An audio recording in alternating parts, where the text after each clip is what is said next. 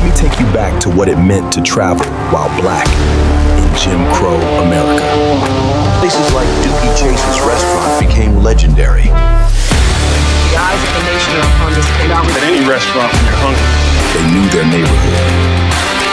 Victor? I'm making a map, Alma. You can't just pull into any gas station. Harlem, New York, 1936. A postal worker is about to change history. Victor Hugo Green sits at his kitchen table, surrounded by scraps of paper and addresses. There has to be a better way. Victor?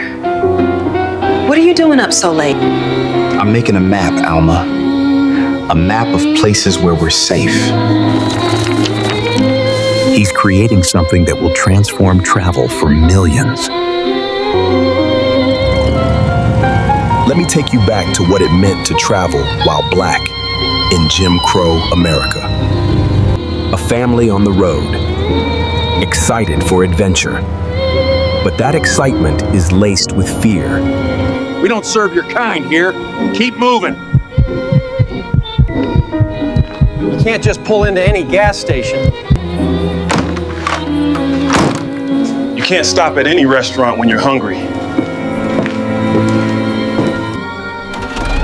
When night falls, you might sleep in your car, vulnerable and exhausted.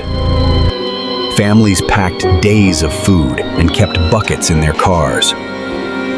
This was survival. If it works for them, why not for us? Victor knew information could save lives. He reached out to postal workers across the country. Dozens of letters. Then, hundreds. Postal workers everywhere. They knew their neighborhoods.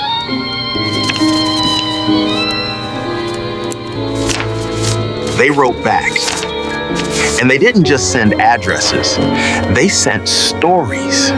There's a woman in Birmingham who opens her home to travelers, won't take money, just asks you share a meal. Pullman porters contributed too. They traveled constantly, knew every city. In 1936, Victor Hugo Green published the first edition. 16 pages. He could tour the country, knowing exactly where his band could eat and sleep safely. College students could drive to Howard or Tuskegee without terror. By the 1940s, 80 pages. By the 1950s, it covered every state. Places like Dookie Chase's restaurant became legendary. A green book listing that became a cultural institution. It's perfect.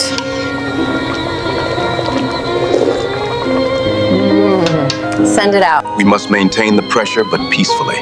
The eyes of the nation are upon this table. Our resolve remains unshaken. Good. Then we proceed as planned. The Green Book created economic power. Black entrepreneurs opened hundreds of new businesses. A parallel economy. Black businesses serving black customers, building black wealth. This was crowdsourcing before the internet. The community updating itself. The hotel on page 23 changed owners. But there's a wonderful new boarding house 2 blocks away. In every edition, Victor expressed a hope.